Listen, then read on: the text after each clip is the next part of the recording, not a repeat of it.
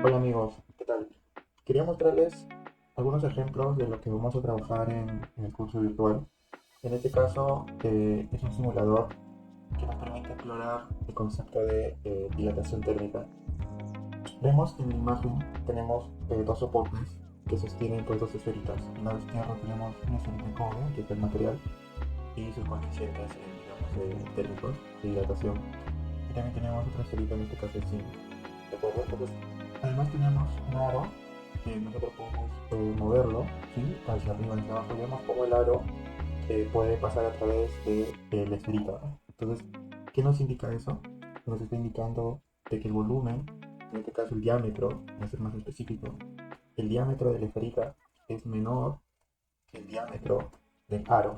Por esa razón puede pasar el aro, ¿no? Sin problemas. Pero ¿qué sucede ahora si por ejemplo calentamos esa esferita? Entonces, porque hay un botón rojito amarillo, vamos a presionar ese botón para que se encienda eh, un mechero. Entonces aquí tenemos un mechero, ¿sí? Entonces el mechero está calentando, como vemos, ambas esferitas, ¿no? Hay dos mecheros acá. Y en pantalla vemos el color rojo, digamos que representa el incremento de la temperatura, como la temperatura va aumentando de la esferita. Y además vemos en la gráfica una representación del diámetro actual de la esferita que está en gris y el diámetro inicial que tenía la esferita antes de ser calentada, ¿no? Que es la línea roja. El diámetro de la esferita va incrementándose, ¿de acuerdo? Conforme la temperatura está incrementándose. Muy bien.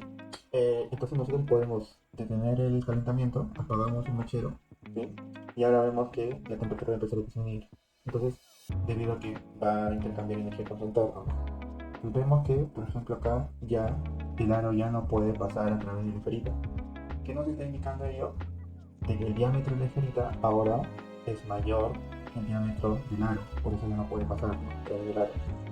Pero conforme se va enfriando, vemos que ahora lo pasa, pero mira el caso el zinc no pasa todavía, ¿no? ¿Qué nos dice eso? Entonces, eso nos está indicando de que el zinc se dilata en mayor medida, o sea, se dilata más que en este caso el cobre, ¿no? A la misma temperatura.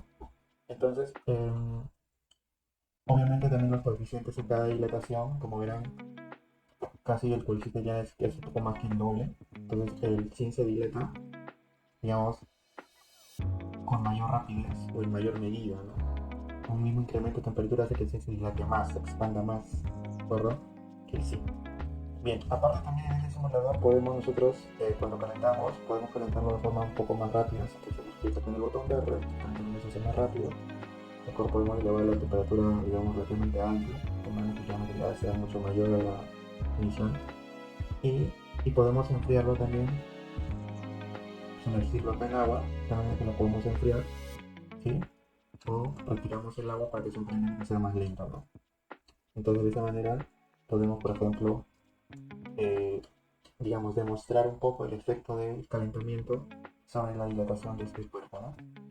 Entonces, este es un ejemplo donde podemos inclusive cambiar los materiales. Acá tenemos una esferita de cobre, podemos cambiarlo a una esfera de aluminio o una esfera de hierro.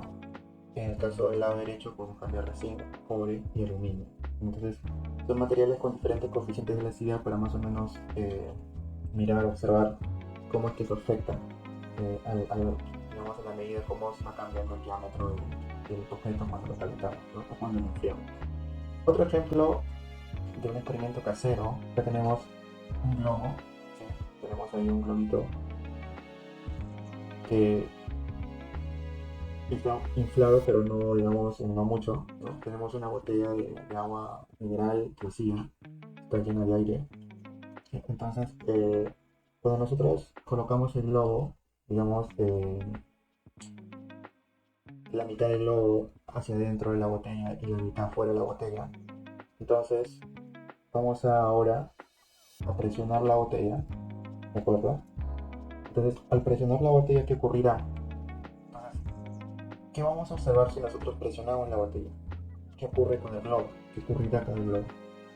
Entonces, preguntas como esa permiten a los estudiantes traer, movilizar una serie de conocimientos producto de su experiencia diaria que nos tienen acerca de este fenómeno que vamos a observar, que estamos observando. Entonces, ¿qué sucede con el globito cuando nosotros presionamos la botella? Entonces, ¿qué posibilidades tenemos? Tres, ¿no?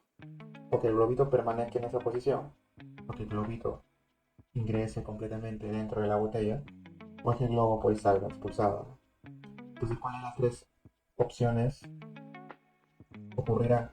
Entonces, la respuesta a esa pregunta va a depender del nivel de conocimiento que tengamos y también del conocimiento basado, digamos, en la práctica o conocimiento transferido a partir de, digamos, de un conocimiento de la ley de la ciencia, de la física, ¿no? Entonces, como observamos, el globito en realidad sale disparado, ¿no? ¿Por qué? ¿Por qué ocurre eso? ¿Qué fenómenos, qué conceptos podemos usar para explicar este fenómeno, ¿no? ¿Por qué el globito sale expulsado? Entonces ahí quizás usemos conceptos como presión, por ejemplo, ¿no? Y principios que relacionan la presión, por ejemplo, con el cambio de volumen, porque de hecho hemos visto un cambio de volumen, ¿cierto? De presionar. Entonces, ¿qué leyes se relacionan justamente en este caso los gases? ¿No? Tenemos un gas al interior. ¿Cómo se relaciona la presión con el volumen, etcétera? Por ejemplo, ¿qué pasaría si nosotros ahora hacemos el mismo experimento, pero sumergimos la botellita en agua caliente? Entonces, lo sumergimos en agua caliente, la botellita, ¿de acuerdo? ¿Qué observaremos? ¿Qué ocurrirá ahora? El globito va a ingresar en la botella, se va a mantener en esa posición, o es que va a salir expulsada como el caso anterior.